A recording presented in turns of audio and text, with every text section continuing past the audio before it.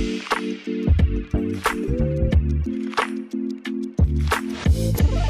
it's the Bacon Butty. We are back in the lovely Brasco Lounge in Liverpool City Centre. Sorry, we've made a start without you there as well. We've actually, Craig's nearly finished this, but we're a couple of hungry lads this morning. We're hungry for more Liverpool title celebrations, Craig.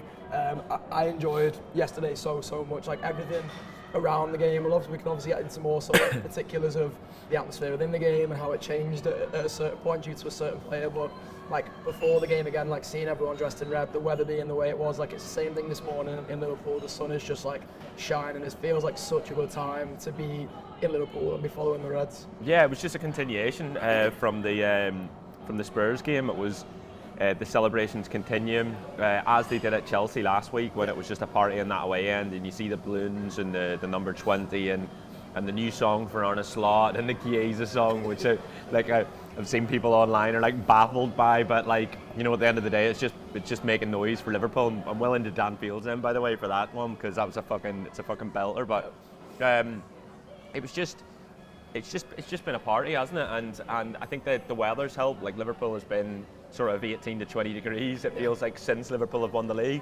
And obviously the way the first half goes as well. Look, at being against Arsenal, you know, I got into the ground and I was almost surprised at how much I wanted to win a game of football. It didn't really mean that much because, you know, we were able to crow when they give us the Guard of Honour. We were able to crow any time they sung anything. We just sang "Where's Your European Cups" and just taking the piss out of them.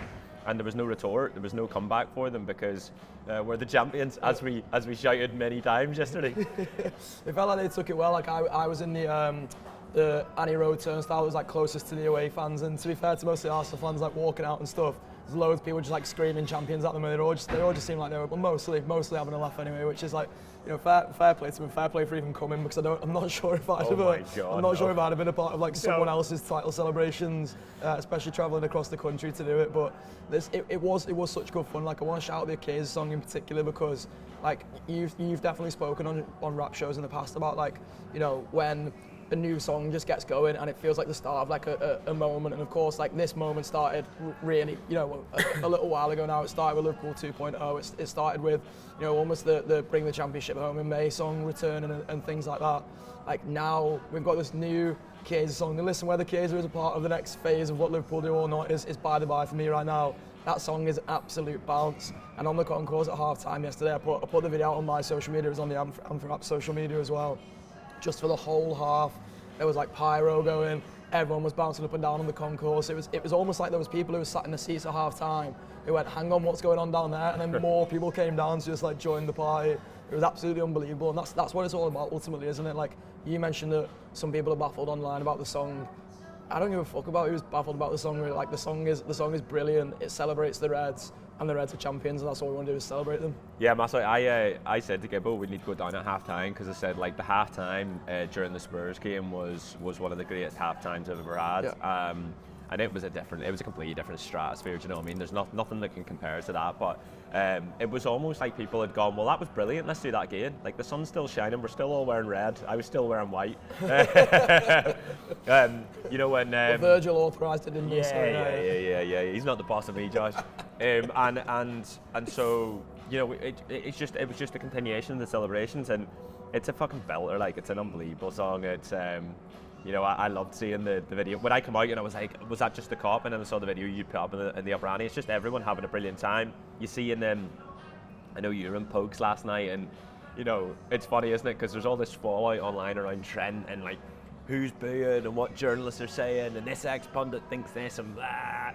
And then you just see all these videos from like the Solly and Pokes last night where everyone's just like bouncing about, celebrating, singing songs and having a good time and just not worrying about it in the slightest.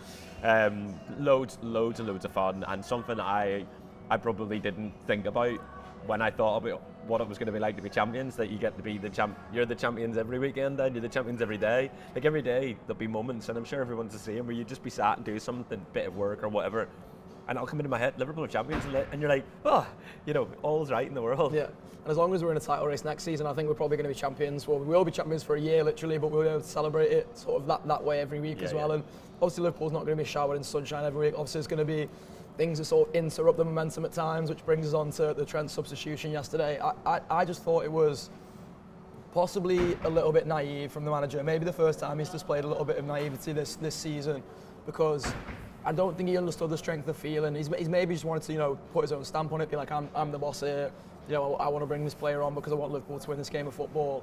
I actually think it ended up being counterintuitive to Liverpool winning the game of football in the end. Listen, I think Liverpool were bad second half. They came out bad. It was 2-2 by the time Trent comes on. Like the game finishes 2-2 ultimately. YouTube, press the button, become a member of the Anfield Wrap from the heart of the city of Liverpool. The best way to enjoy all your Liverpool-based videos, everything you need, every single day. It is the Anfield Wrap.